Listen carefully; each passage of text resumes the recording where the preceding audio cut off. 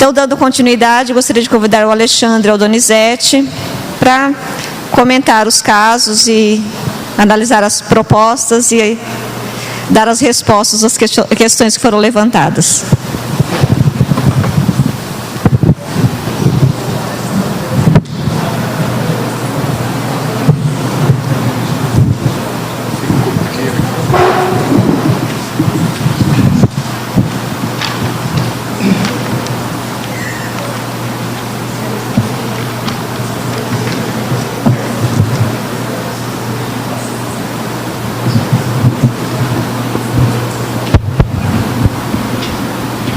Muito bem, vamos lá.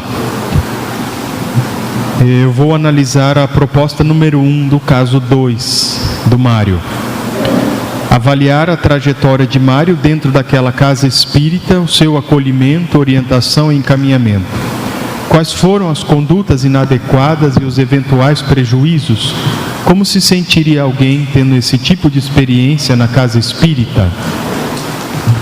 Bem, analisando todas as respostas, nós tivemos aqui menção a muitas coisas diferentes.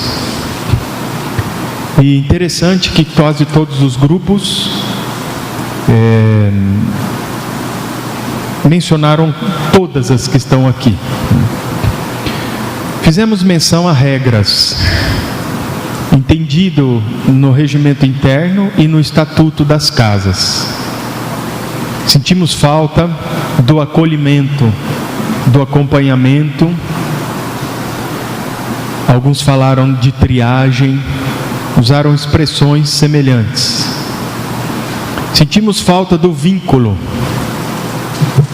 Vimos a fragmentação dos trabalhos e a centralização excessiva das decisões. Falamos sobre falta de motivação e a ausência da orientação dos dirigentes. Entendemos o Mário, ou quando nos colocamos no lugar da pessoa como o Mário, falamos sobre decepção, indiferença emocional, frustração, humilhação, sentimos desorientação. Falamos sobre a falta da identificação da necessidade daqueles que aparecem na casa espírita e uma falta de conhecimento tanto dos trabalhadores quanto do Mário sobre o funcionamento da casa em geral. Quando o Mário chegou, ele chegou como um necessitado. Seus pais haviam desencarnado há pouco tempo. Mas ele chegou convidado por um amigo e já entrou a frequentar as reuniões do Evangelho e passes. Não vimos o Mário ser acolhido nesse tempo. Não vimos o Mário ser notado. Se foi, aqui não diz. Mas o Mário, por causa do convite do Adriano, passou alguns meses frequentando as reuniões do Evangelho. Mas uma senhora, a dona Fátima, que também era outra frequentadora e não era dirigente, nem diretora da casa, disse que estava frequentando o curso básico de Espiritismo. Foi a dona Fátima que convidou o Mário para cursar o curso básico. O Mário começou a ir com ela às salas de estudo, nas terças-feiras. Ele foi apresentado a outros participantes e passou a ser um aluno assíduo. Também não diz que foi acolhido pelo dirigente daquele curso. Mas, como ele foi apresentado a outros participantes, provavelmente o dirigente tinha conhecimento. Até aqui, tudo bem. O Mário passou a frequentar. 2 anos depois da frequência aos cursos, Um companheiro dele também era frequentador, o nome Francisco, foi quem trouxe para ele a novidade de que a casa tinha outros cursos de prática da mediunidade, de fluidoterapia ou passes, né? E ele gostou do passe, que provavelmente era o que o Francisco já frequentava. Foi fazer o curso de passe, que o Mário achou muito interessante. Veja, ninguém perguntou por que ele queria fazer o curso de passe, para que ele queria fazer o curso de passe e o que é que ele ia fazer com esse curso de passe. Mas deixaram ele frequentar. Ninguém abordou o Mário. Consequência disso foi que quando acabou o curso, ninguém convidou ele para fazer, para trabalhar em nenhuma atividade. Não foi porque não convidaram, porque não gostavam do Mário. Foi porque o curso foi dado, acabou e pronto, acabou. Como o Mário não estava vinculado a nenhuma outra equipe de trabalho, né, ele não foi lá para ser treinado para depois trabalhar, acabou o curso, ele estava liberado. O que ele fez? Voltou para a reunião pública do Evangelho, porque não tinha mais o que fazer. Depois de um tempo encontrou o Moreira, que era conhecido de profissão dele, que já frequentava a casa há vários anos. Ele ainda não tinha encontrado o Moreira lá. Vários anos. Um colega de trabalho, e ele não tinha encontrado. O Moreira, ciente do interesse de Mário, quer dizer que eles conversaram, e que o Mário ficou interessado em frequentar um curso, aliás não, uma reunião mediúnica. E o Moreira, que também não era dirigente, convidou o Mário para frequentar a reunião mediúnica. O Mário foi. Olha bem essa expressão, o Mário foi ficando, foi observando, foi se adaptando. Quer dizer, ele foi vendo como as coisas funcionavam ali e foi aprendendo por observação. Aí um dia, enquanto eles estavam conversando antes da reunião, ele ficou sabendo que a diretoria da casa, que ele nem conhecia ainda, isso já devia fazer uns 4 anos que ele estava lá, havia determinado regras e pré-requisitos. Quando você fala de regras e pré-requisitos, vocês devem estar falando provavelmente de um regimento interno e de um estatuto. E esses requisitos funcionavam para participação em todas as reuniões. Ou seja, o pessoal da diretoria colocou a casa em ordem, pelo que dá para a gente entender aqui. Surpreso, ele foi informado que não poderia mais frequentar aquela atividade sem saber direito o motivo. Quer dizer que ele foi comunicado, provavelmente não foi pela diretoria, foi pelos próprios frequentadores de lá, talvez pelo dirigente, que ele não podia mais frequentar. Por que o Mário não podia frequentar? Não se sabe, ele não sabia. Mas deve ter havido uma razão que devia estar identificada nessas regras. Mas não informaram o Mário. Nós podemos deduzir aqui que pode muito bem ser porque ele não fez um curso, né, de estudo da mediunidade. Ele simplesmente já foi entrando. Pode ser também porque ele não tinha vínculo com nenhum outro serviço da casa. Tem várias razões para o Mário não poder, dentro de um possível regimento interno, estar frequentando a casa. E aí o que ele falou? Então, tudo bem, regra é regra, né? O que é que ele pensou? Eu vou voltar para as reuniões públicas e aí a providência divina me mostra outro caminho. E lá foi ele. Frequentou de novo as reuniões. O que fica patente aqui é o que vocês realmente identificaram. Uma fragmentação total, né? Uma falta de participação e de compromisso. Ele, infelizmente, resolveu frequentar uma casa onde cada um, no seu próprio dia, fazia o seu centro espírita. Onde dentro de uma mesma reunião, cada um estava interessado em apenas frequentar. As pessoas só iam, viam o que estava acontecendo ao seu redor e voltavam para casa. Já tinha uma pessoa nova ali, oi, tudo bem? E só. Ou seja, aquilo era apenas um grupo, onde a gente vê, provavelmente com uma finalidade meio que social, né?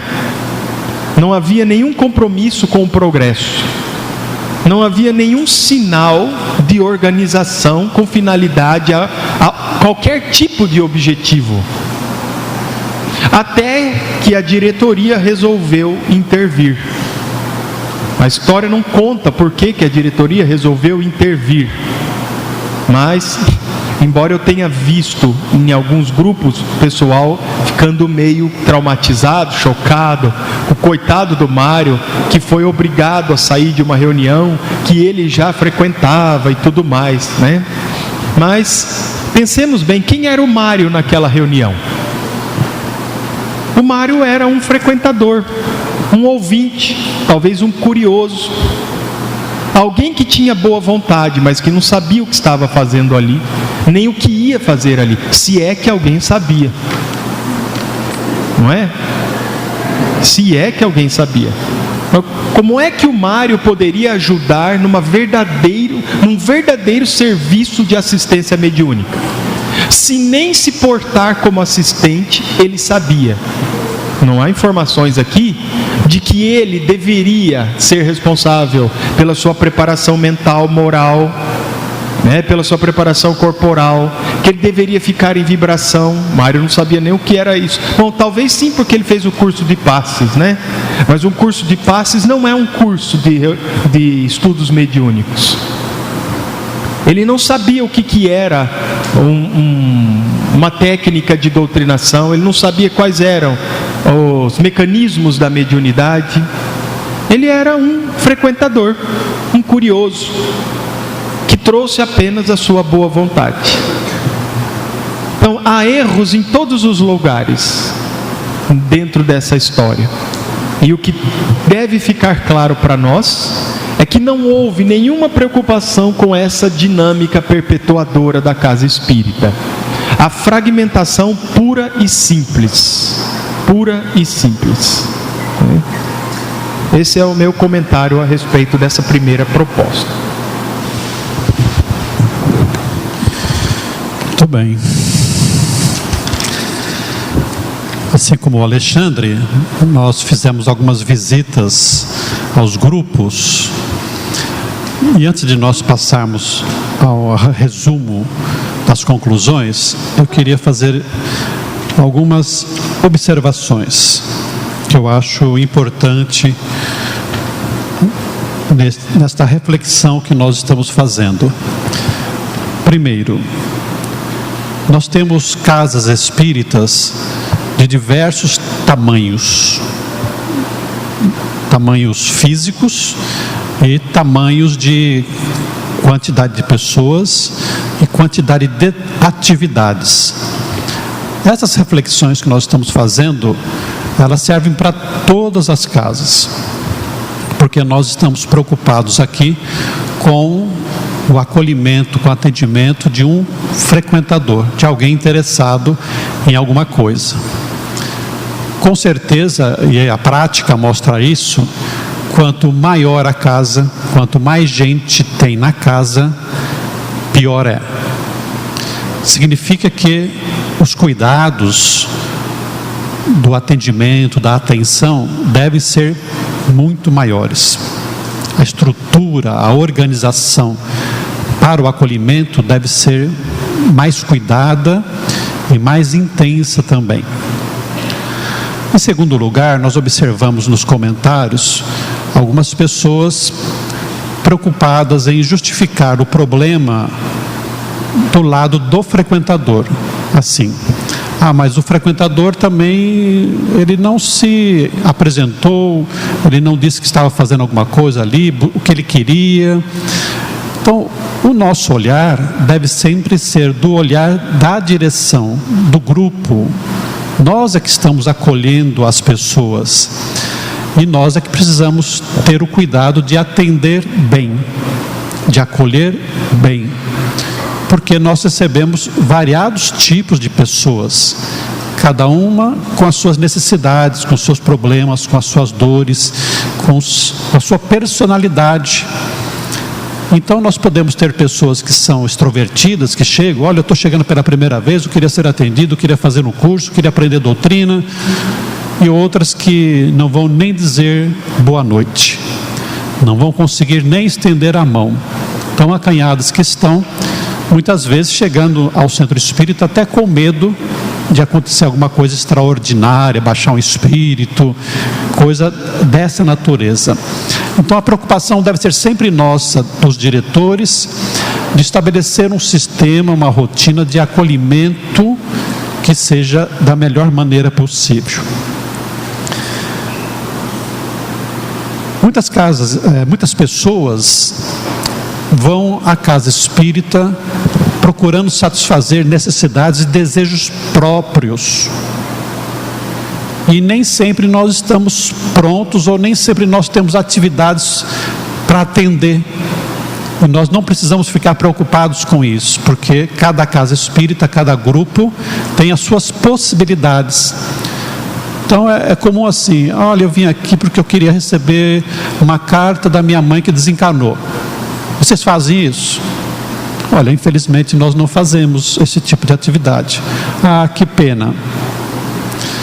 Ou então, olha, eu estou com um problema de doença, vocês fazem tratamento espiritual de cura aqui? Olha, infelizmente nós não fazemos. Paciência, nós não temos que nos moldar às necessidades de todas as pessoas que chegam ao centro espírita. Nós temos que oferecer aquilo que nós podemos, aquilo que nós temos, e ficarmos bastante tranquilos com relação a isso aí. É claro que quanto mais nós pudermos atender, melhor, mas não devemos ficar angustiados porque a pessoa veio buscar uma coisa, não encontrou e foi embora. Paciência, ela pode encontrar o que busca em outra casa espírita, ou talvez mesmo em outra religião que não o espiritismo, e cada um busca aquilo que acha que pode lhe fazer feliz. Em seguida, nós precisamos ter um caminho para o frequentador, para aquele que está chegando na casa espírita, justamente para que ele saiba para onde vai e como é que pode fazer para chegar aonde ele deseja. Isso precisa ficar muito claro para a pessoa que está chegando à casa espírita. E aí, nós destacamos dois itens importantes. Primeiro, que tem a ver com aquilo que nós conversamos pela manhã. A casa espírita precisa se organizar, ter uma dinâmica correta, ter uma rotina de trabalho, uma programação.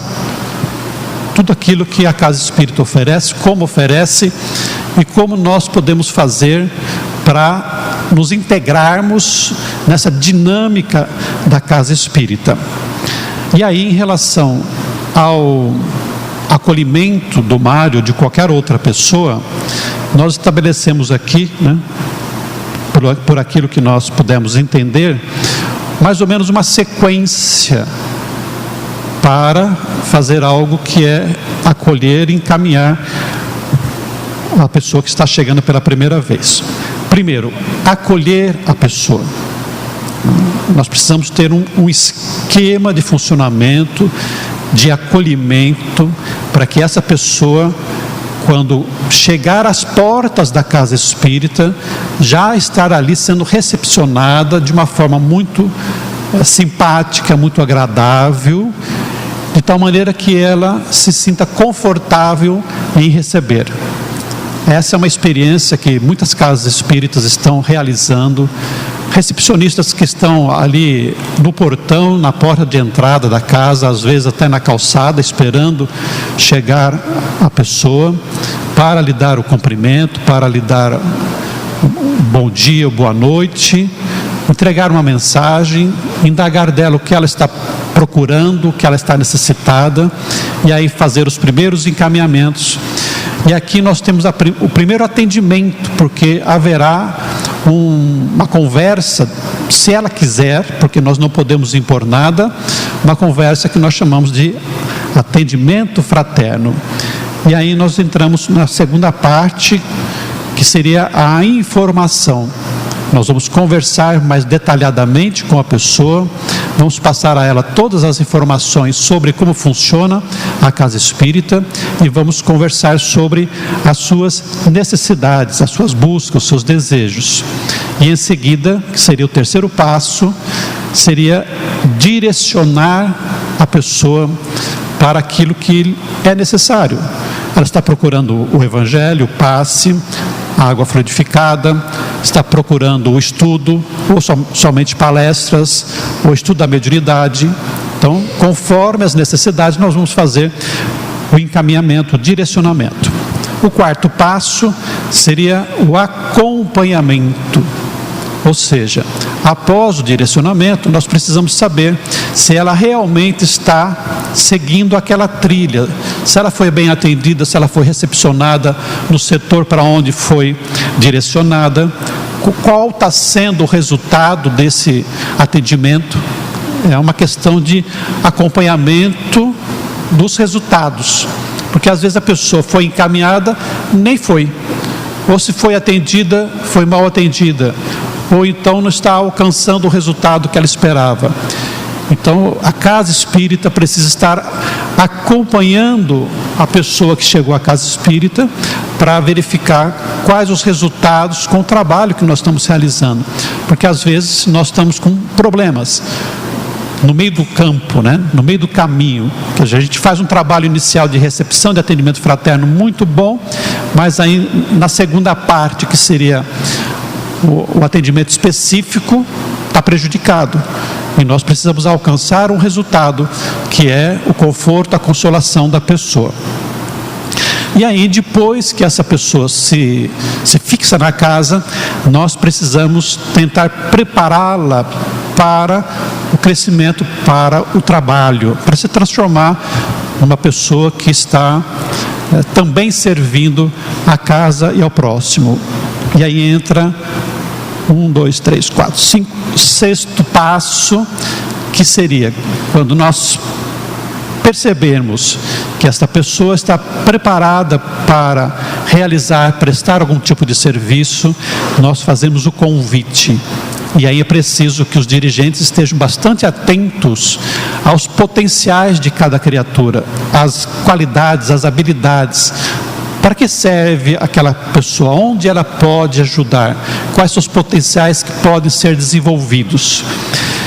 Que seria então, nós oferecemos a ela uma oportunidade de trabalho, para que a pessoa não fique ali 1 ano, 2 anos, 3 anos, 4 anos, 5, 10 anos, tendo um potencial, tendo aprendido, tendo se transformado, e no entanto nós não estamos aproveitando para que ela se torne um trabalhador e ajude na perpetuação do trabalho, da dinâmica da casa espírita. E após o convite, exatamente encaminhá-la para o trabalho, que é aquela questão, fez o curso de passe, mas não foi aproveitada para nada. Mas quando nós preparamos a pessoa, nós oferecemos a ela a oportunidade de trabalho. Mas mesmo assim, depois que nós oferecemos a oportunidade do trabalho, continua ainda um outro trabalho muito importante, que é do acompanhamento do trabalhador inicial, através da orientação na prática. Porque às vezes, e é assim, depois da teoria, quando nós vamos para a prática, temos algumas dificuldades. Será que eu estou fazendo certo? Será que realmente a pessoa está fazendo certo? Está adequada às necessidades da casa? E aí, esse ciclo de atendimento, de acompanhamento, ele é muito importante para que nós consigamos que a pessoa se transforme num trabalhador. Acho que é isso. Então vamos começar a responder grupos de perguntas semelhantes. Tem uma pergunta muito interessante aqui, que é bem simples. Diz assim: como transformar um assistido em assistente Simples assim, né? Como fazer isso? Como transformar um assistido em assistente? Isso é uma pergunta muitíssimo importante. Tem algumas que englobam alguns passos da resposta desta primeira. É necessário que a pessoa responsável pelo acolhimento tenha um treinamento específico? Ou pode ser qualquer pessoa que tenha o conhecimento do funcionamento da casa? É necessário esse treinamento? E como seria direcionado esse trabalho de atendimento em casas espíritas grandes e pequenas? Isso muda? Tem outras pessoas perguntando sobre critérios, preparação. Existe algum critério específico para alguém participar de uma reunião mediúnica? Bom, vamos começar. Como transformar um assistido em um assistente? Depois nós vamos falar mais um pouquinho sobre isso no encerramento. Mas primeiro você tem que querer, né? Mas não é óbvio? Não é óbvio, não. Falar que fazemos as coisas, o Donizete acabou de dar a receita de como que em passos se acompanha uma pessoa dentro da casa espírita. Mas você tem que querer que a pessoa que passe por todas essas fases realmente se transforme em assistente.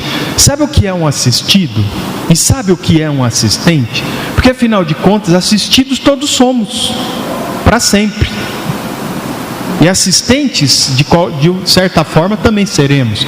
Mas a gente tem que entender que o assistido é o que quer e precisa mais receber. Está em condições de receber.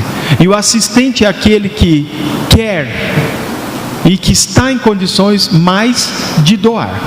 Como eu transformo isso? É o mesmo que dizer assim: como é que eu faço que mais trabalhadores frequentem e trabalhem na minha casa espírita? Como é que eu faço aquele pessoal que está chegando, que está lá nos cursos, como é que eu faço para eles começarem a ficar dentro da casa? Então, volto a dizer, primeiro você tem que querer. Porque não adianta simplesmente organizar a casa dessa forma e não acompanhar o principal interessado, que nesse caso, e o objeto das nossas providências, que é o assistido. Não é porque o assistido ficou 1 ano no ESD. ESD é Estudo Sistematizado da Doutrina Espírita. Fiquei sabendo que tem muita gente que nunca ouviu falar disso por aqui, tá? Então, ficou 1 ano, 2 anos, 3 anos no ESD. Depois ele foi para o curso de passe. Depois ele foi para a parte mediúnica. Ele fez tudo aquilo. Então, logicamente que agora ele deve ser um trabalhador capacitado para ir para a reunião mediúnica. Não é não, minha gente. O fato de frequentar não prova que a pessoa é capaz. Então você precisa, como o Donizete falou, acompanhar se está ocorrendo de fato essa transformação. Quem é essa pessoa que chegou? Vamos acolher, vamos identificar a necessidade, porque senão ele não faz parte da nossa família. Se ele não sabe que ele foi ouvido e não sabe que você sabe da necessidade dele, ele já não se sente parte. E se você também não sabe da necessidade dele, você não se sente responsável. Ele só vai ser mais um frequentador. Temos que fugir dessa craveira comum. Embora a gente tenha limites do que a gente pode oferecer, como bem disse o Donizete, a gente não pode ficar se preocupando em oferecer tudo. Mas o que a gente pode oferecer tem que ser oferecido com eficiência. Dentro de medicina a gente fala assim, tem que ser baseado em evidências. Que evidências? Vamos lá ver se realmente o assistido está se transformando. Como é que eu faço isso? Eu posso instituir avaliações periódicas, não precisa ser prova escrita. Eu posso conversar com ele. Eu posso saber como é que está o tratamento dele, qual é o efeito da psicoterapia. Eu posso depois saber qual é o interesse, qual é a possibilidade, qual é a tendência, qual é a facilidade que ele tem, que ramo que ele quer estudar, que especialidade que ele quer atuar dentro da casa espírita. Uma vez direcionado para esse ponto, eu preciso saber se ele realmente vai ter as qualificações, não só técnicas, quer dizer, conhecimento, mas também psíquicas, emocionais, espirituais, morais, para fazer aquilo que ele deseja ou que você desejaria que ele fizesse. Mas e se não der certo? Olha, alguma coisa vai dar. Por quê? Se você estiver fazendo a coisa certa, a pessoa vai se transformar de qualquer maneira. E dentro dessa transformação, possibilidades vão aparecer. Quais são essas possibilidades? Eu tenho que saber antes de encaixá-la. De tal maneira que no fim do processo, a pessoa está confortavelmente, seguramente, eficientemente encaixada no mecanismo da casa, né? Na dinâmica perpetuadora da casa. Aí então já não é mais um assistido só, é predominantemente um assistente. Dentro desse processo eu posso responder as outras perguntas. Pode pegar qualquer pessoa para fazer um atendimento fraterno? Só porque ela tem conhecimento de como funciona a casa? De jeito nenhum. Atendimento fraterno não é falar para a pessoa como a casa funciona. Isso é recepção. Tá bem? Atendimento fraterno é outra coisa. Não vou detalhar para vocês, mas é ser a frente, a linha de frente da doutrina espírita, frente à necessidade dos assistidos que chegam lá. Tem que ter curso? Tem, sim. Como eu organizo isso numa casa grande e numa casa pequena? Meu amigo, nós vamos ficar aqui uma semana para responder. Mas as bases são as mesmas. São as mesmas. Cada qual deve tentar se adequar. Tem as suas dificuldades? Tem, mas olha, tem as necessidades. Vamos atrás das necessidades e procurar, com a nossa criatividade, colocar a coisa em prática. É preciso, olha a pergunta, existe algum critério específico para que alguém participe de uma reunião mediúnica? Que foi o caso lá do nosso Mário, né? Existe sim, claro que existe. Para nós espíritas de hoje, uma reunião espírita não é mais uma reunião para chamar gente para frequentar a casa. É um serviço específico de assistência, onde cada um que ali frequenta tem que estar desenvolvendo o seu papel. Desde a pessoa que simplesmente fica na recepção, que pega o copinho d'água, que liga o gravador para ligar a mensagem, que dá os passes, que faz a assistência, que faz a doutrinação, que é o dirigente, que é o coordenador, que é o médium. Todos eles têm uma função definida. Não pode ter ninguém inútil. Inútil em que sentido? Não pode ter ninguém sem uma responsabilidade pré-programada dentro do serviço mediúnico que quer atingir uma excelência de qualidade. Hoje nós não somos mais curiosos. O que eu estou falando para o serviço mediúnico, eu também posso estar falando para qualquer outro serviço dentro da casa espírita. Principalmente também o atendimento fraterno. Não há espaço simplesmente para curiosos. Nós teremos de saber, se somos trabalhadores, qual é o nosso papel, qual é o objetivo que a gente tem que atingir, como que se faz para atingir aqueles objetivos, por que nós temos aqueles objetivos, qual é a meta, qual é o objeto, como eu vou me relacionar com a pessoa ou com o espírito atendido. O que é que isso vai refletir no andamento geral da casa? Como é que eu compartilho para a dinâmica perpetuadora do centro espírita? Por que eu faço parte do elo da corrente? Da onde que vem essa corrente? Quem inventou esse negócio que está funcionando por aqui? Então, minha gente, é assim que eu transformo assistidos em assistentes, com consciência. Com consciência, seguindo tecnicamente todos os passos que o Donizete acabou de falar.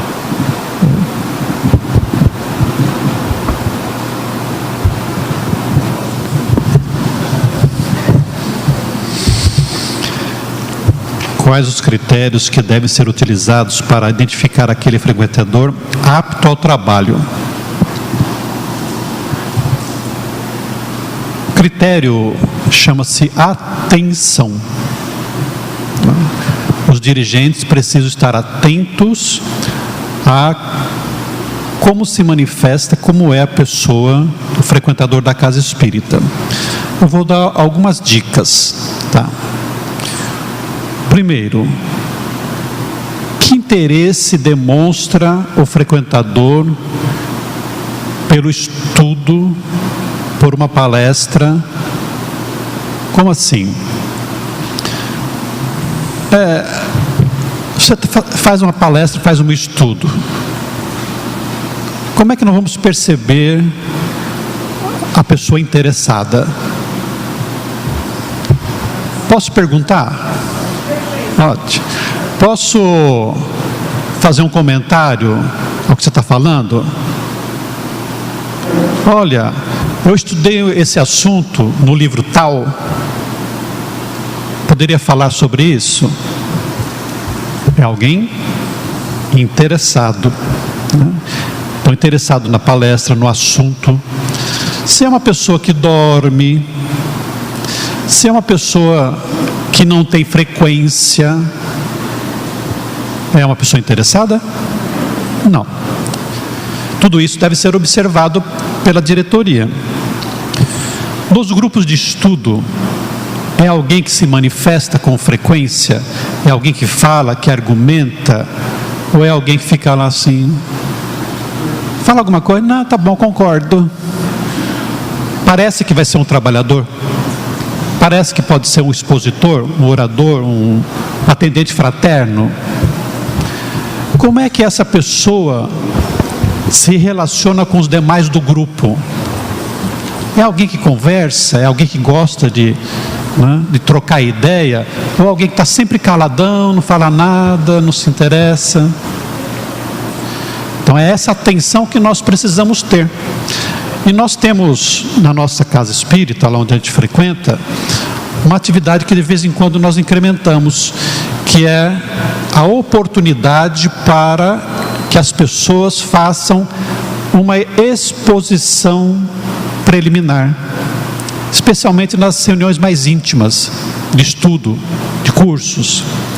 Então nós oferecemos a oportunidade para que essas pessoas, elas falem alguma coisa, por exemplo, comentem uma pergunta sobre o Livro dos Espíritos, como se fosse uma mini palestra, 5, 10 minutos.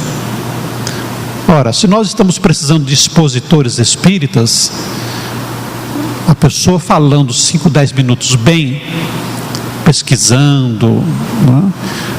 Ela mostra se ela tem habilidade para se tornar um expositor. Então a casa espírita precisa ir, né, dando oportunidade aos poucos para que os trabalhadores comecem a se revelar dentro das suas possibilidades. Bom, mas vem aí, tem uma subpergunta: como agir se o trabalhador não desenvolva as atividades a contento? Aqui é complicado, porque é exatamente o cuidado que nós temos que ter de não incluir numa atividade alguém que não tem qualidade, habilidade, potencial para isso. Porque para tirar é meio complicado. Bom, em primeiro lugar, nós não vamos encontrar trabalhador pronto para todas as atividades. Nenhum orador iniciante, expositor ou explicador da doutrina espírita vai começar a falar de maneira adequada. Nenhum atendente fraterno que está iniciando vai conseguir falar adequadamente com todo mundo. Nenhum terapeuta espiritual vai começar com segurança, com habilidade a conversar com os espíritos. Então é preciso que nós tenhamos o cuidado, a paciência, a orientação, o acompanhamento, para que esses novos trabalhadores tenham a oportunidade de vencer as primeiras dificuldades e trabalhar. Acontece que existem aqueles que são frontalmente irremediáveis, vamos dizer assim, porque defendem certos pensamentos, certas atitudes, têm certos hábitos, que mesmo nós conversando, não tem jeito. E aí então, a bem da doutrina, a bem do público, a bem da casa, nós temos que convidar a pessoa a PDV que chama? PDV, né? Então, espontaneamente buscar outro tipo de atividade. Olha, infelizmente você não se adequa a essa atividade. Você não, né? Apesar dos esforços, porque é melhor nós pedirmos para um companheiro se afastar ou ter que afastá-lo do que nós ficarmos prejudicando todos aqueles que estão ouvindo. Porque é muito interessante isso, como as pessoas, elas percebem. Então, se você tem um expositor falando contra a doutrina espírita, ou falando de forma muito inadequada, o que acontece com o público? Vai procurar outra casa espírita. Pergunta: levando em conta a necessidade de receber e inovar, como envolver a juventude na dinâmica da casa espírita? Sendo aberto para a juventude. O jovem tem condições de contribuir, tem potencial para contribuir, mas muitos jovens precisam também de acompanhamento e orientação, como qualquer outro trabalhador iniciante da casa espírita.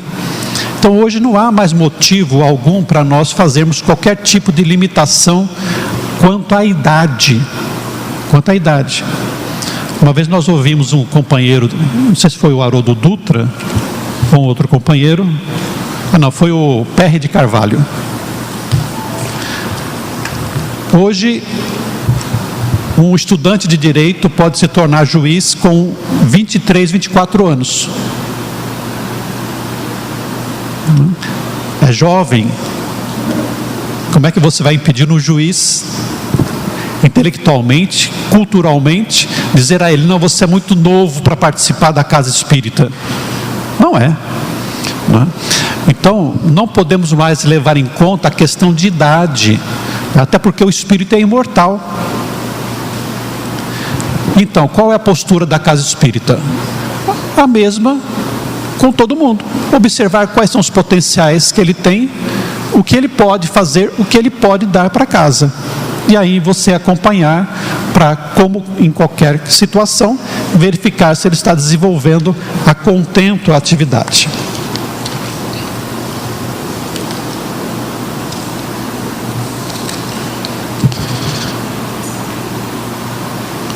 Qual a motivação deve ser dada às pessoas que se iniciam no Espiritismo a estudar as obras básicas da doutrina? É oferecer às pessoas estudos, cursos, palestras, uma variedade possível de formas de estudar. Há pessoas que não têm condições de aprofundamento no início da doutrina espírita. Então você deve oferecer um ensinamento apropriado para a capacidade de compreensão dela. Nós não podemos generalizar o estudo.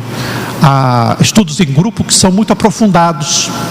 E a pessoa que está chegando à casa espírita, ela às vezes não tem condições de fazer um acompanhamento. Então, por exemplo, talvez seja necessário que ela comece simplesmente ouvindo o Evangelho, palestras de Evangelho, até que a ideia dos princípios espíritas possam começar a ser assimiladas. Imortalidade, reencarnação, comunicação dos espíritos, mediunidade, sim, muito superficialmente. Mas nós precisamos fazer isso de uma forma que seja agradável, que seja compreensível às condições particulares dela. Obrigado. Para que ela possa, aos poucos, ir assimilando. Paulo, o apóstolo, ele tem uma expressão muito interessante numa das suas cartas.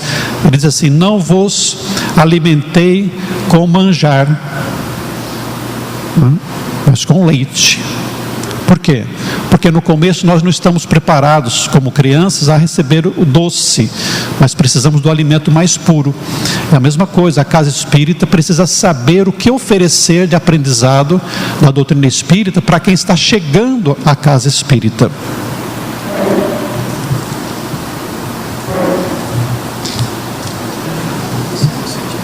Você encerrou tudo, né? Isso, tá. Pergunta: quão maleável devem ser as regras para acolher corretamente novos trabalhadores? Desde que a regra,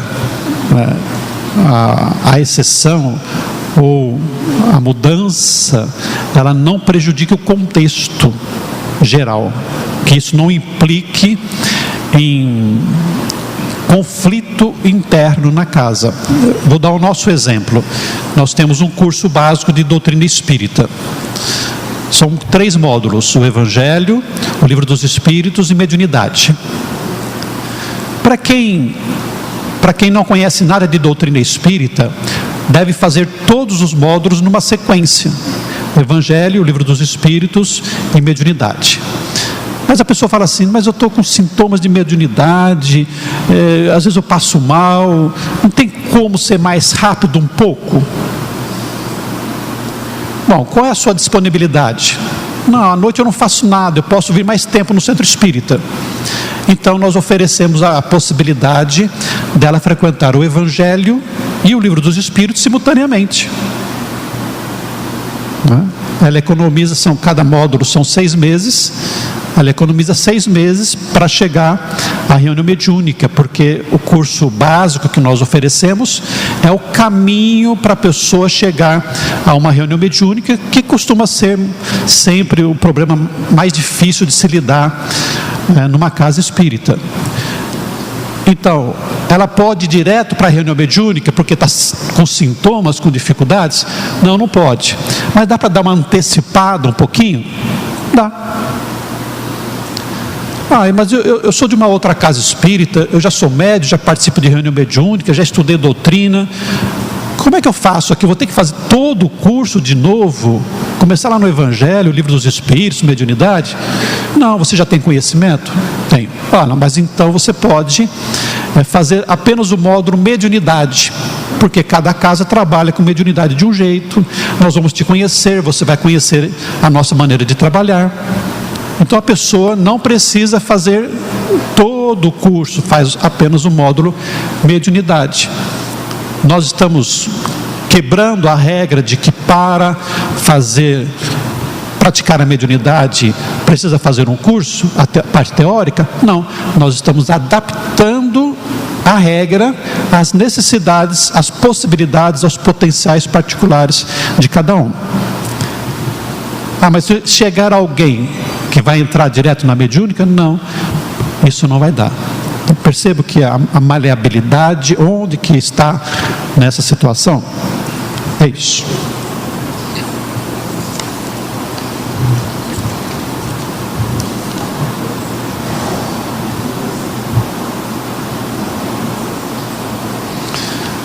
Como motivar a equipe, diretoria e dirigentes para que possam ser abertos para trazer novas pessoas para o grupo?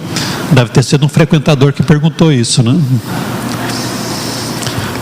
Bom, nós estamos aqui fazendo um encontro em que algumas reflexões sobre isso estamos fazendo.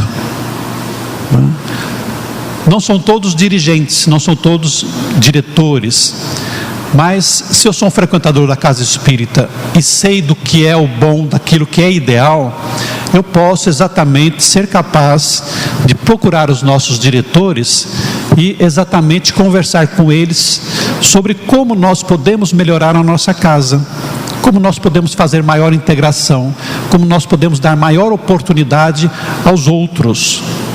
Alguns diretores são maleáveis, embora não participem do movimento de unificação, não participem dos encontros, mas podem ser abertos a essas sugestões que nós estamos fazendo, e vai ser uma percepção para eles do que nós estamos querendo que seja melhor na casa. Infelizmente, ainda existem alguns diretores que são mais endurecidos, que são mais fixos em alguns tipos de pensamento e hábitos, e aí nós temos que contar com o tempo, se for possível, com a desencarnação, que vai chegar a qualquer momento, ou então, em último caso, Ou então, em último caso, se for impossível para nós permanecermos na casa, procurarmos aquela que seja mais adequada aos nossos interesses de evolução espiritual. Agora, para as conclusões finais, o nosso Alexandre.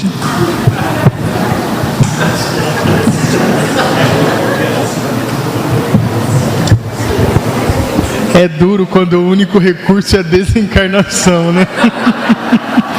Vamos esperar a desencarnação do sujeito. Tomara que o pessoal do plano espiritual veja as nossas necessidades, né? Pessoal, tem uma última pergunta aqui, que diz o seguinte: o que o Espiritismo pode fazer para facilitar a compreensão da doutrina espírita por pessoas de todos os níveis de escolaridade? O problema da gente não entender a doutrina espírita, quando isso ocorre, não é nível de escolaridade. Como diz bem o Kardec, há pessoas mal saídas da adolescência que compreendem muito bem a doutrina espírita. O problema é uma coisa que ele chamou de maturidade do senso moral. Então, mesmo que as palavras pareçam difíceis para quem não tem muita escolaridade, mesmo que os termos, que às vezes são muito técnicos, possam representar alguma limitação, o fundo, a essência, a mensagem em si sempre pode ser traduzida de diversas maneiras pelos companheiros que estão ao redor. O duro é a pessoa não entender, não sentir, não ver como lógico a necessidade, por exemplo, de uma prática da caridade. É não entender o que é um acolhimento, um atendimento fraterno. É não saber por que a humildade é uma ferramenta altamente necessária dentro da administração de uma casa. Nesse caso, não há grau de escolaridade que resolva o problema. Então, o verdadeiro problema não é o grau de escolaridade para se entender a doutrina espírita. Repito, é a falta de maturidade moral. É não saber, não entender, não ver como lógico a proposta evolutiva das leis divinas. Aí o recurso é a desencarnação, a reencarnação, a desencarnação, a reencarnação, né? Nós vamos fazer o quê? Nós vamos ter que esperar. Aí sim é um caso de experiência, né? De vidas e vidas e vidas e vidas e vidas, de evolução espiritual. Então, escolaridade, quando é um fator limitante, ou a gente ajeita a nossa linguagem, ou nós arrumamos quem nos ajude. Mas a gente vai entender a explicação se tiver maturidade moral para tanto. Muito bem. Agora, vamos então dentro do... Cadê a Dalva? Dalva, você quer fazer alguma observação? Eu já vou começar o encerramento. Então nós temos meia hora para fazer a nossa conclusão. Tá bem? Estamos rigorosamente dentro do horário. Há muitas coisas que a gente poderia comentar, concluir, né, introduzir aqui no meio do que nós fizemos hoje. Mas fizemos muitas coisas, deixamos muitas coisas claras, né? Foi muito bom perceber que esse tal senso moral de todos nós que estamos aqui hoje, em relação aos encontros passados, há muitos anos passados, a coisa melhorou muito, nós progredimos bastante. Questões que nós podemos levantar em todos os grupos hoje, era regime de exceção há 10 anos atrás. Nós não entramos mais em grandes polêmicas por causa de questões doutrinárias, sinal de que nós já estamos tendendo com uma certa homogeneidade. As nossas preocupações são de ordem funcional, específica ou moral, diretora. Quer dizer, eu preciso saber como é que eu entendo esta função na casa espírita e como é que eu compreendo moralmente que isso precisa estar no rol das necessidades mais urgentes e importantes. Hoje nós nos preocupamos com isso. A gente não quer mais saber como que atrai para casa o médium mais importante, mais fenomênico. Não queremos mais saber se a casa tem 300 ou 3 pessoas frequentando tal lugar. Não queremos mais só saber, que ainda existem certas questões sobre isso. Mas, enfim, nós já estamos abrindo espaço para coisas mais importantes. Falar sobre dinâmicas dentro da casa espírita, tem várias dinâmicas, é uma coisa que demonstra essa nossa preocupação. Esse tema nos foi provocado pela USE, tá certo? Então, não escolhemos esse tema, nós fomos convidados para desenvolver esse tema aqui. Embora a gente já tivesse desenvolvido ele em outros cantos, em outras partes, tá? O pessoal da USE viu por bem que isso ia ser útil. E realmente bate com as nossas necessidades atuais. Hoje em dia, estamos estudando essa convivência, eficiência, aplicação prática da doutrina espírita dentro das casas espíritas sobre 3 ângulos principais. E olha, tem vários conjuntos de 3, A Joana de Ângeles fala em espiritizar, qualificar, espiritizar, qualificar e tem mais um, humanizar, isso mesmo, Nós aqui vamos trazer outros 3, tá?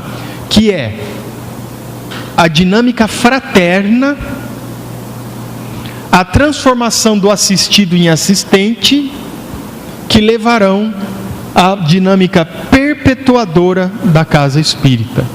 São 3 temas, repito: dinâmica fraterna, transformação do assistido em assistente e a dinâmica perpetuadora da casa espírita. São 3 temas que nos fazem direcionar o olhar para modificar não a técnica, não a diretriz, mas a postura, os valores, os objetivos com os quais a gente já vem aplicando a doutrina espírita. O nosso encontro de hoje tem como objetivo fazer com que as pessoas entendam que não estamos fazendo nada errado, mas podemos fazer alguma coisa melhor, tá bem?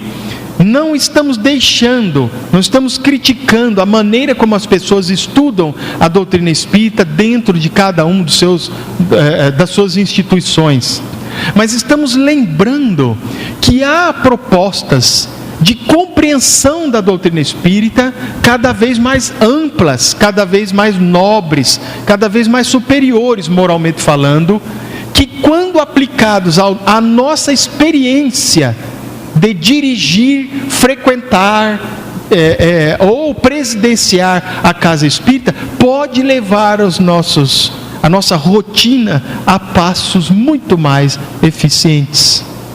Quando a gente fala de dinâmica fraterna, nós estamos querendo dizer que olharemos o nosso dia a dia de uma maneira diferente. Nós estaremos priorizando realmente a fraternidade. Então, quando eu olho para um trabalho, qualquer tipo de serviço da casa espírita, com dinâmica fraterna, eu estou preocupado não quantas pessoas tem, mas se as pessoas que têm ali estão entendendo, estão recebendo de fato conteúdo e não batendo ponto por hora na casa espírita, mas se estão tendo conteúdo, se o trabalho está agradável dentro daquelas limitações que a gente precisa ter, mas se o trabalho é agradável, se ele é eficiente, porque afinal de contas o serviço que eu estou prestando não é para mim, é para o outro.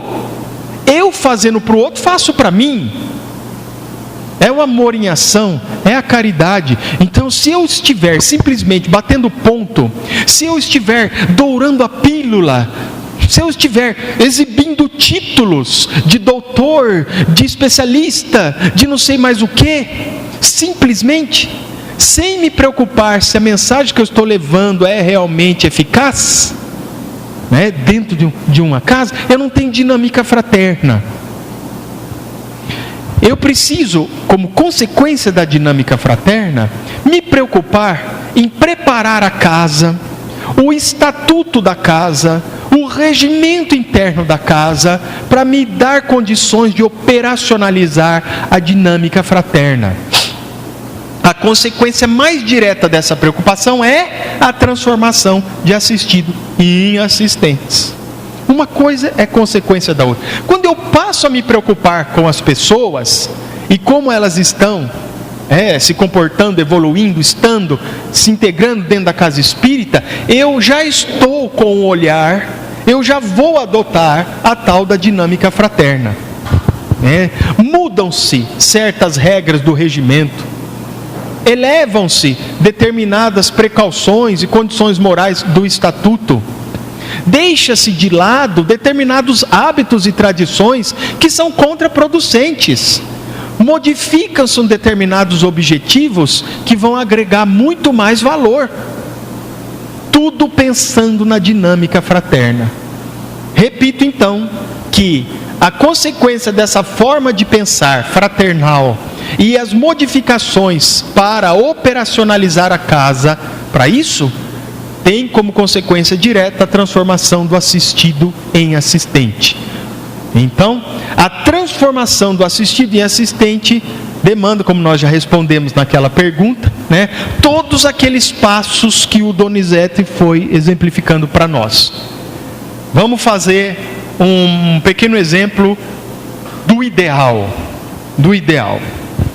A pessoa chega, eu preciso recebê-la, eu preciso de uma recepção adequada, para que ela se sinta acolhida. Depois eu tenho que ter alguém que identifique a necessidade, que converse. O recepcionista, ele às vezes não tem tempo de conversar, é muita gente no fluxo, mas a pessoa que faz o acolhimento, a triagem, ela pode conversar e depois orientar. Olha, você quer cursos? Nós temos isso.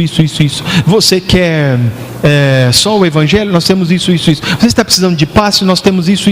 Alguém que saiba triar. Mas cada instância para onde é encaminhado esse nosso amigo assistido, precisa por sua vez estar preparado para recebê-lo de uma maneira acolhedora.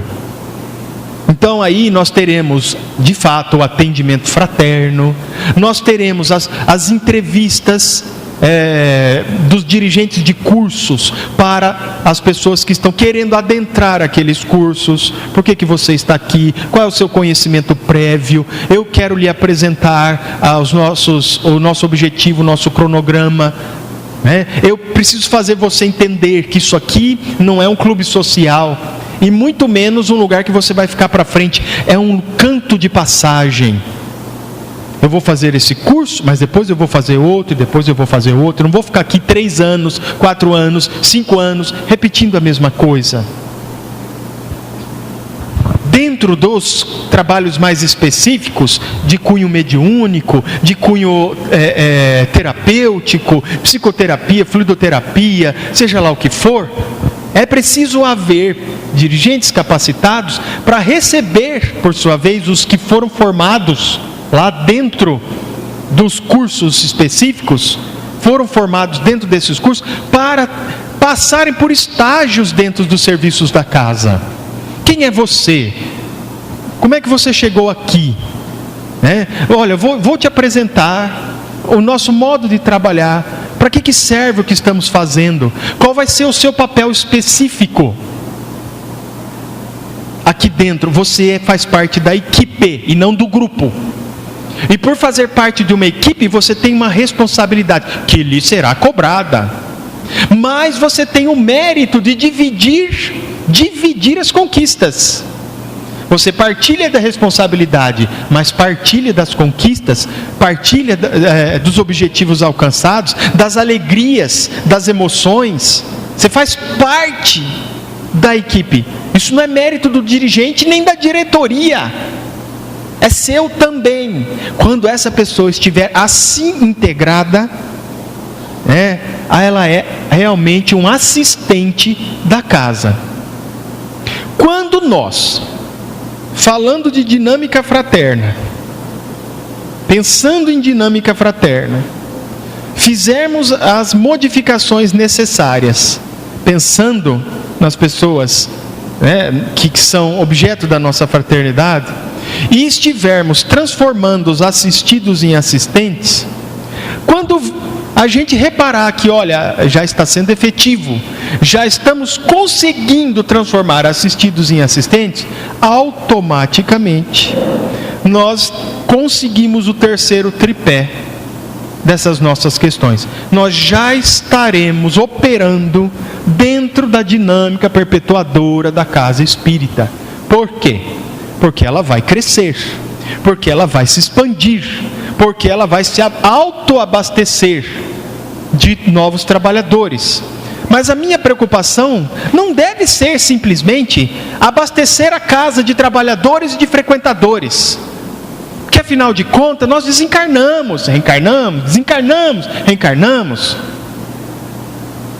O objetivo principal é, repito de novo, emancipar almas, transformar aqueles frequentadores em pessoas, espíritos melhores, enquanto a gente também se transforma.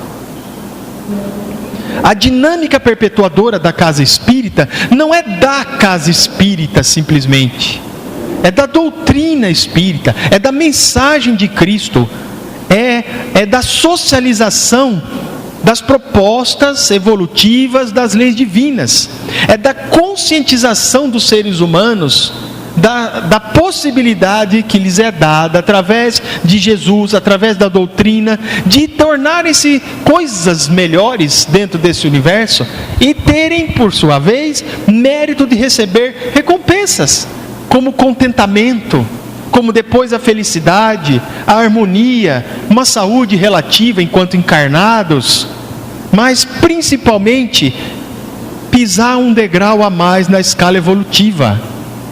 Quando desencarnarmos, nós vamos lembrar que, olha, eu fiz parte também de uma casa, de um pedacinho do movimento, onde lá eu pude fazer isso, fazer aquilo outro, com critério, com participação, com consciência, e vim aqui, ó povo do plano espiritual, vim aqui dar a minha contribuição, vou continuar trabalhando. Nós não podemos chegar lá como mendigos, como desorientados, como desqualificados diante da lei de ação e reação, da justiça divina, de mérito. Perpetuar a casa espírita não é fazer com que as paredes continuem sempre branquinhas e reformadas. Não é fazer com que as reuniões estejam sempre cheias de gente. Não é fazer com que a gente atendia só 2 espíritos obsessor, agora a gente atende 20, Não é isso. Isso vai acontecer, é claro que vai acontecer.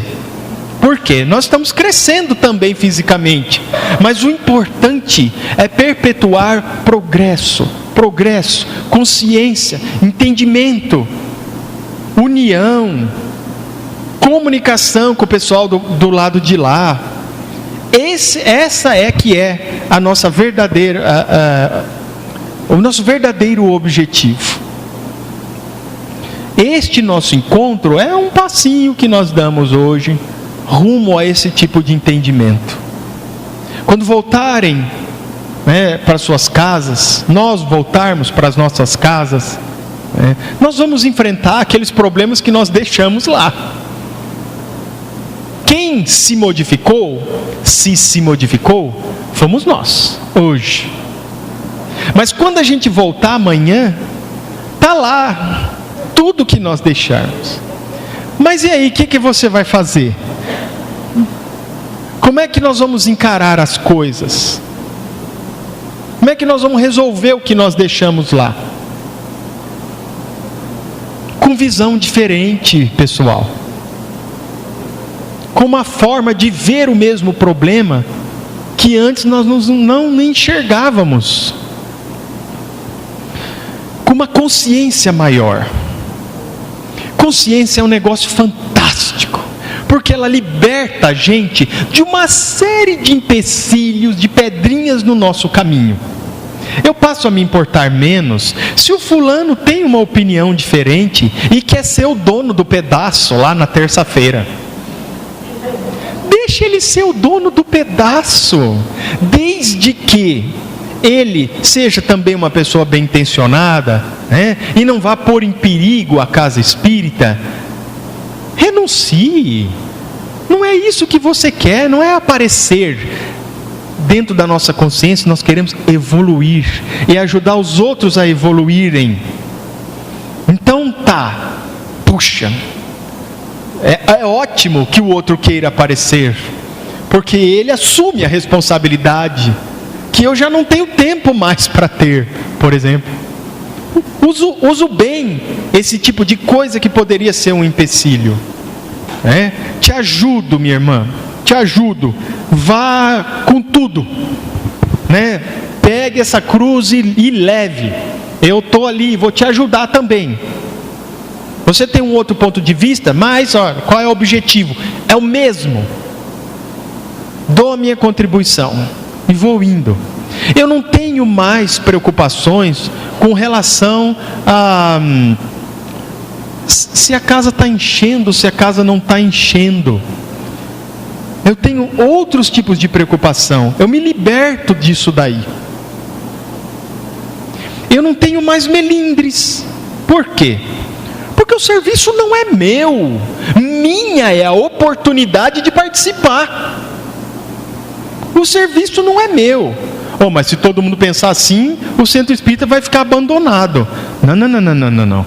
Se eu valorizo a oportunidade, eu sou compromissado com essa oportunidade e vou fazer de tudo para que essa oportunidade continue dando frutos. Mas o trabalho não é meu. Eu não sou o dono, não sou eu que mando. Com isso, o nosso entendimento, não tem porteiras mais aqui para separar a nossa conversa, o nosso diálogo. Eu me liberto de sonhos pessoais dentro da casa espírita.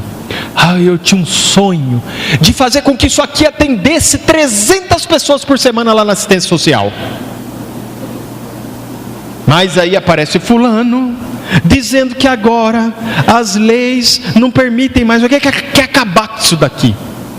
E o sonho de tanta gente, e o sonho de tantos trabalhadores. Minha gente, o sonho de todo trabalhador consciente é ter oportunidade de ajudar.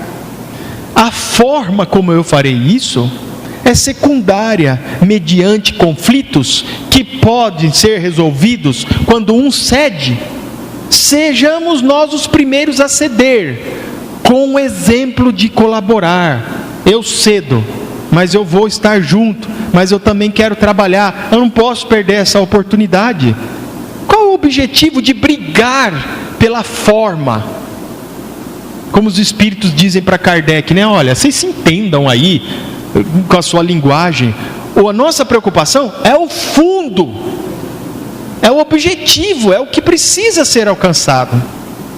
Quando a nossa consciência aumenta, nós nos tornamos cada vez mais autossuficientes, cada vez mais capazes de gerir as nossas ansiedades, de conhecer as nossas próprias limitações e de não depender de coisas, de pessoas e de circunstâncias para resolvê-las.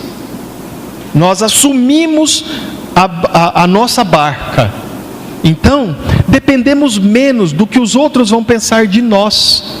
Não que eu me torne um asceta, não que eu me afaste da sociedade, porque não importa mais o que os outros vão pensar de mim, mas não me importa mais o que pensarão, né? Os preconceitos que os outros têm, as ideias preconcebidas ou coisas desse tipo. Quem me orienta são as leis divinas, não os preconceitos, não os disse-me-disse, não as opiniões que provavelmente podem ser errôneas, podem estar certas. Eu vou ouvi-las, mas não vou me pautar somente por elas. Tudo isso faz parte. Todas essas coisas que nos melhoram fazem parte desse mecanismo que está por trás da dinâmica perpetuadora da casa espírita. Nos conscientizar mais de objetivos mais nobres, de maneiras mais eficientes de alcançar a evolução, o progresso e o entendimento. Quando a gente tem esse conhecimento, a gente resolve a nossa própria vida e ajuda a resolver a vida da nossa coletividade espírita, do nosso movimento. Nós falamos tanto contra valores que estão distorcidos, não falamos? Falamos tanto da modernidade líquida, tudo serve, tudo pode, tudo se encaixa, né? E esquecemos que dentro do movimento espírita nós também sofremos com isso. Aqui também existe modernidade líquida.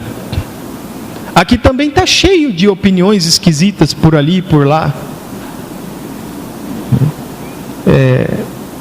Uma obrigação, viver bem a vida, que se estende para dentro do movimento. O movimento, afinal de contas, é o que nós fazemos dele. Enfim, meus amigos, eu de minha parte tenho que agradecer essa oportunidade de novo, né, de estar aqui com vocês.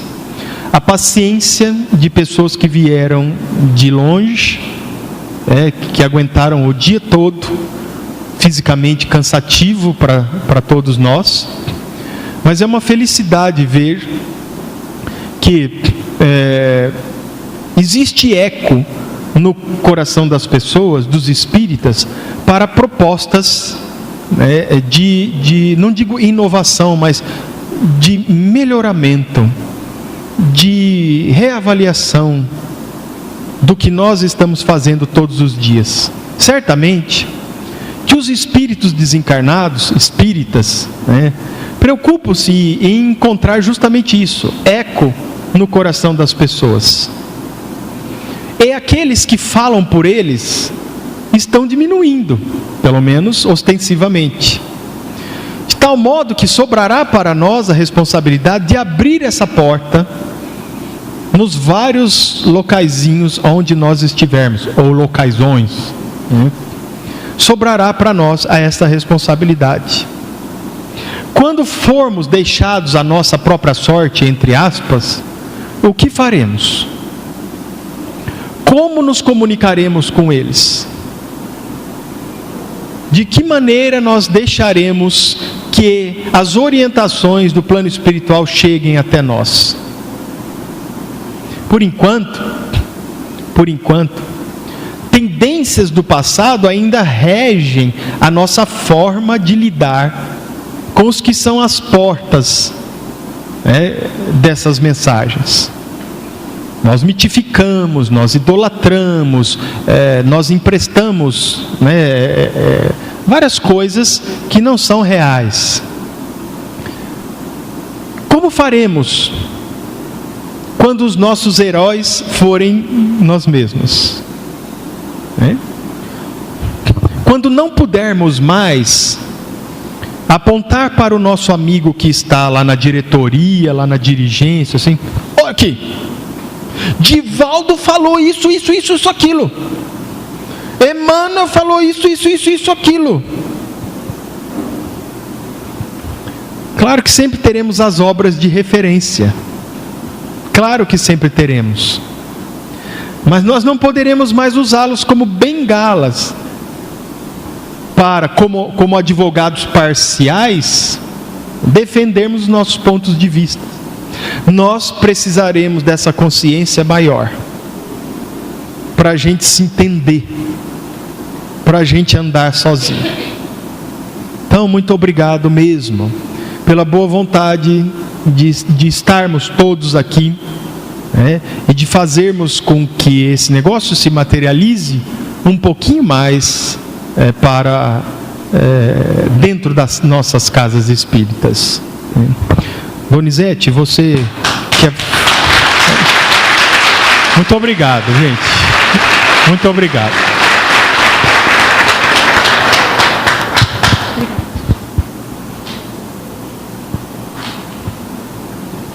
Então, gostaria de agradecer a todos, agradecer ao Donizete, ao Alexandre, pela coordenação do evento. Desde o princípio, nos reunimos para fazermos a programação. Não foi fácil chegarmos, né, fazer essa análise, né, das duas visões, do assistido e também do frequentador e dos dirigentes, né, da dificuldade dos dirigentes. Espero que todos vocês tenham gostado.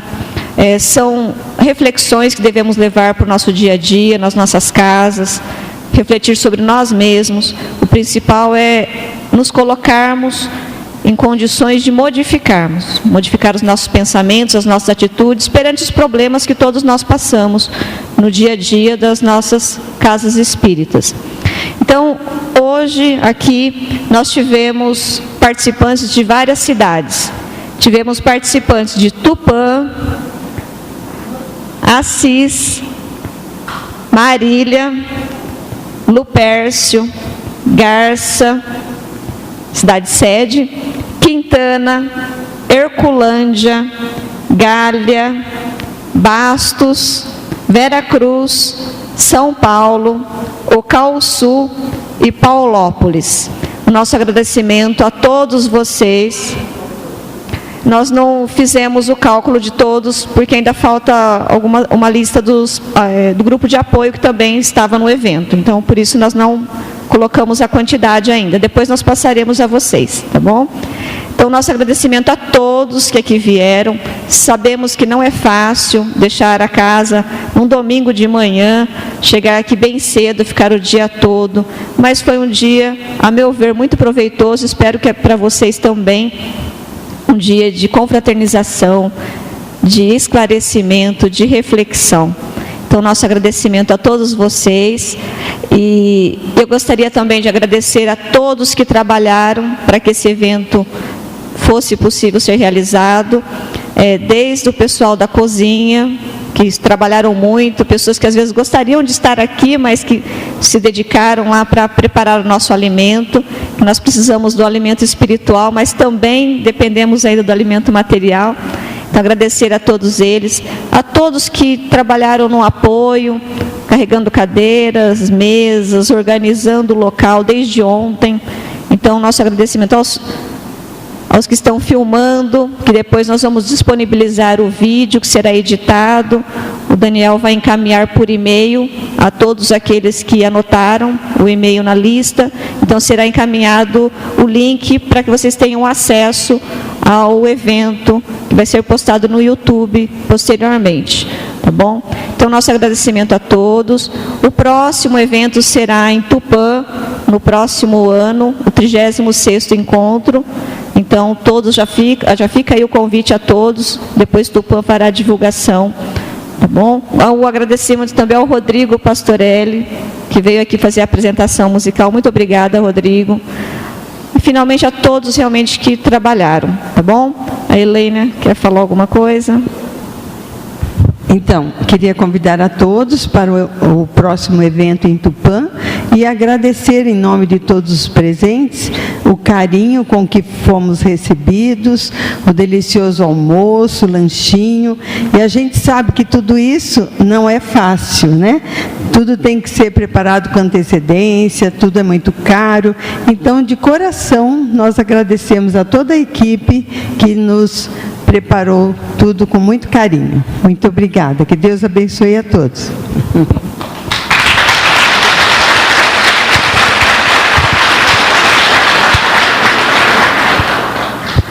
E para fazer a prece de encerramento, eu gostaria de convidar o Vitor.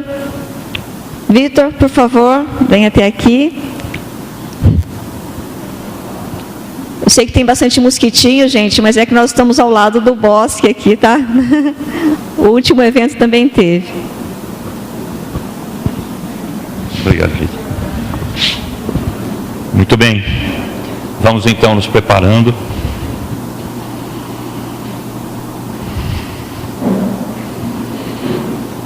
Elevando nossos pensamentos nesse instante. Agradecendo a oportunidade que estamos tendo de estarmos diante da doutrina espírita, recebendo tudo aquilo que temos de necessidades de trabalho. Esta é a nossa grande oportunidade de trabalharmos, melhorando a nós mesmos, ajudando a melhorar a casa onde estamos, a família onde nascemos, os companheiros que conosco estão, e assim por decorrência, a comunidade onde vivemos e a humanidade em geral. Estamos aqui recebendo esta oportunidade de trabalho, de crescimento, que possamos abraçá-la com carinho, dedicação, heroísmo, aquele de deixarmos de lado as nossas pequenezas em função de abraçar o que é melhor para todos, colocando-nos à disposição da espiritualidade maior e de cada um que a nós chega. Que possamos, nos nossos trabalhos, compreender as necessidades daqueles que chegam, ajudá-los a melhorarem-se, ajudando a melhorar os trabalhos de nossas casas, que possamos caminhar cada dia melhor, progredindo, melhorando-nos e melhorando a todos, para sermos cada dia melhores discípulos de Jesus, a caminho da espiritualidade maior. Agradecendo por toda a dedicação que a espiritualidade maior teve conosco durante esse evento que tivemos, encerramos então, de nossa parte, os trabalhos dessa tarde. Que assim seja.